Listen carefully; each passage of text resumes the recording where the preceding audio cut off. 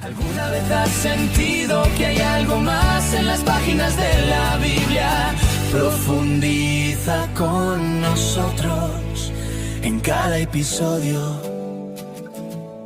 Exploramos historias, revelaciones y lecciones prácticas que transforman tu vida. Estás escuchando Algo Más en la Biblia. Comenzamos. Hoy nos vamos a sumergir en un texto antiguo, en apenas 2 versículos que pintan una imagen, apocalíptica que se te queda grabada. Totalmente. El sol, o sea, la fuente misma de la vida en nuestro planeta que de repente recibe la orden de convertirse en un arma para quemar a la humanidad. Es una imagen potentísima. Pero fíjate que lo que de verdad te detiene, lo que te deja pensando, no es el cataclismo en sí, sino la reacción de la gente. Es extraña, desafiante. Estamos hablando de Apocalipsis, capítulo 16, versículos 8 y 9. Y lo fascinante de las fuentes que tenemos es que nos permiten hacer casi una disección forense de estas pocas líneas. Una disección, me gusta esa palabra. Sí, es un recordatorio de que a veces las ideas más grandes, las más complejas, se esconden en los detalles más pequeños. Nuestra misión hoy es esa, ¿no? Hacer un análisis minucioso. Ir más allá del fuego y el azufre. Exacto. Para entender la psicología y la teología que se esconden detrás. Totalmente. No se trata solo de entender qué pasa, sino de intentar responder al por qué. ¿Por qué esa reacción?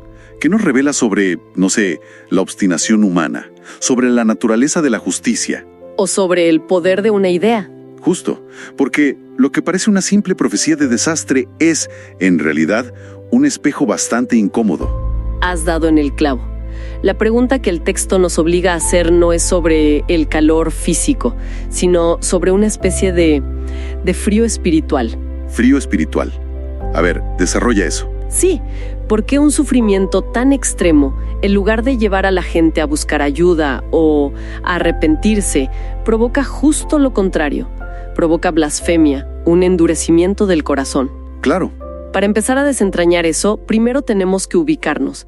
Necesitamos saber en qué punto de la historia nos encontramos. Buena idea. Vamos a poner el mapa sobre la mesa. ¿En qué momento de la narrativa del Apocalipsis se derrama esta cuarta copa? Pues estamos llegando al final, al gran clímax. El libro del Apocalipsis estructura sus juicios en 3 series de 7. 7 sellos, 7 trompetas. Y finalmente, las 7 copas de la ira de Dios. Estas copas son la consumación, el acto final de este drama cósmico. O sea, el gran final. El gran final. Y las fuentes destacan que son diferentes a los juicios anteriores. Son más rápidas, más intensas y sobre todo universales. Ah, eso es importante. Ya no es una tercera parte de la tierra como antes. Exacto. Ya no afectan a una tercera parte del mar o de la tierra, como pasaba con las trompetas. Esto es global. Es una escalada muy deliberada entonces. No es un evento aislado. Una escalada con un propósito clarísimo. Cada juicio se vuelve más personal, más inescapable. La primera copa provoca úlceras dolorosas en la piel. Directo a las personas. Directo. La segunda y la tercera convierten en sangre todo el mar y luego los ríos y las fuentes de agua dulce. Hay una progresión lógica y terrible. Primero la tierra, luego el agua. Y ahora el cielo, el cosmos, el sol. Es una inversión total de lo que uno esperaría. El sol es el que nos da vida, el que permite que todo crezca. Convertirlo en una fuente de destrucción es una imagen increíblemente potente. Es una imagen la han llamado descreación simbólica. Descreación. El texto nos está mostrando un mundo donde el orden natural, el orden bueno de la creación, se vuelve contra una humanidad en rebelión. En la Biblia, el sol es casi siempre un símbolo de la bendición, de la constancia de Dios, ¿no? Claro, el Salmo 19. Los cielos cuentan la gloria de Dios. Justo. Y el sol es el protagonista. Pues aquí ese protagonista se convierte en el villano de la historia. Y hay un detalle en la forma en que está escrito que parece minúsculo, pero que lo cambia todo. El texto dice que al sol se le dio poder para quemar.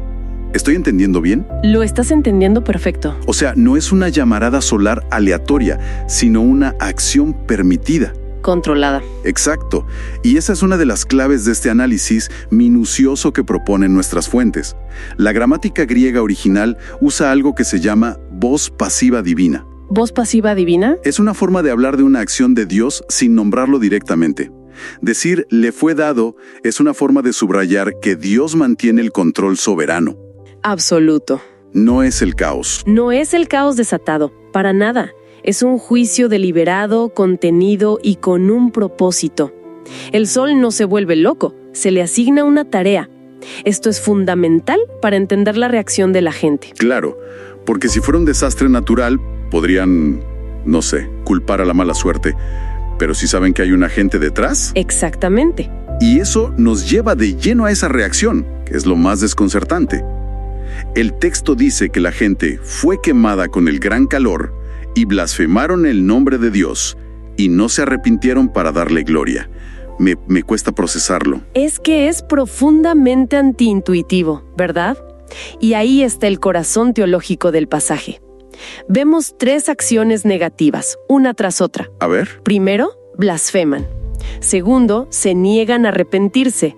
Y tercero, se niegan a dar gloria. Es una negativa total. Un no rotundo a todo. Un no rotundo. La conclusión a la que llegan las fuentes es que este juicio no crea la maldad en sus corazones. Más bien, actúa como un revelador. Como un revelador fotográfico, que solo hace visible la imagen que ya estaba latente en el negativo. Esa es la analogía perfecta. El sufrimiento extremo les quita el filtro, la máscara social, y saca a la superficie la verdadera inclinación de su corazón. Una inclinación que ya estaba allí. Es como ver a alguien que, bajo una presión inmensa, en lugar de quebrarse y pedir ayuda, Se atrinchera. se atrinchera en su orgullo y en su rabia. Y esto tiene un precedente muy claro en la Biblia, ¿cierto? La historia del faraón en el Éxodo. Es el eco más potente y directo. Con cada una de las 10 plagas que azotaban Egipto, el agua en sangre, las ranas, la oscuridad, el texto repite que el corazón del faraón se endureció. Se endurecía más y más. El sufrimiento, en lugar de ablandarlo y llevarlo a liberar a los israelitas, lo solidificaba cada vez más en su desafío. Lo que vemos en Apocalipsis es ese mismo principio, pero magnificado a una escala global, cósmica. Espera, hay algo aquí que me parece increíblemente irónico. El texto dice que maldicen el nombre de Dios, a quien identifican explícitamente como el que tiene poder sobre estas plagas. Sí, fíjate en eso. O sea, saben perfectamente quién está detrás de su sufrimiento, y aún así deciden insultarlo en lugar de pedir clemencia. Esa es la paradoja trágica y el punto central del pasaje.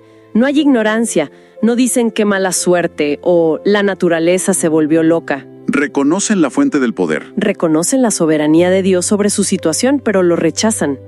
Es un acto de rebelión con pleno conocimiento de causa.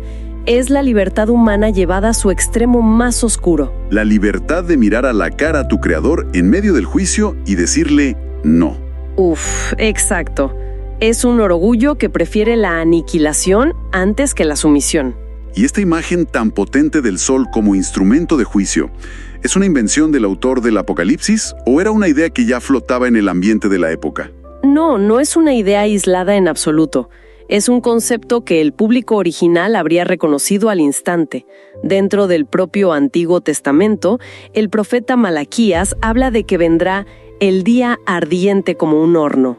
Un día ardiente como un horno. Y todos los soberbios y todos los que hacen maldad serán estopa. La idea de un juicio por fuego, ya sea purificador o destructor, es recurrente. Y fuera del canon bíblico, en otros textos de la época. También, en textos judíos escritos en el periodo entre el Antiguo y el Nuevo Testamento, ya se jugaba con esta idea.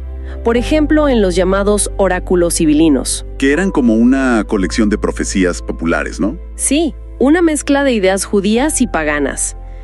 Pues ahí se habla de un Dios que enviará una estrella que quemará toda la tierra. O en otro texto llamado 2 Baruch, se describe un futuro de tormento con un calor abrasador. Juan, el autor, está usando un lenguaje apocalíptico que resonaba en su cultura. Esto me hace pensar, más allá de lo religioso, ¿qué significaba el sol para la gente de esa época? Para alguien que vivía bajo el Imperio Romano, ¿tenía alguna carga política? Absolutamente. Y esa es una capa de significado que a nosotros se nos escapa, pero que para el público original habría sido explosiva. El sol no era solo una estrella en el cielo. Era más que eso. Era un símbolo de poder imperial potentísimo. Especialmente a partir del siglo III, el culto al Sol Invictus, el Sol Invicto, se convirtió casi en la religión oficial del imperio. El sol invicto, o sea, el sol que nunca es derrotado. Exacto. Emperadores como Aureliano se presentaron a sí mismos como la encarnación de este dios solar, su representante en la tierra. ¡Wow! Las monedas se acuñaban con la imagen del emperador y el sol. El mensaje era claro: el emperador, como el sol, es el que da orden al mundo.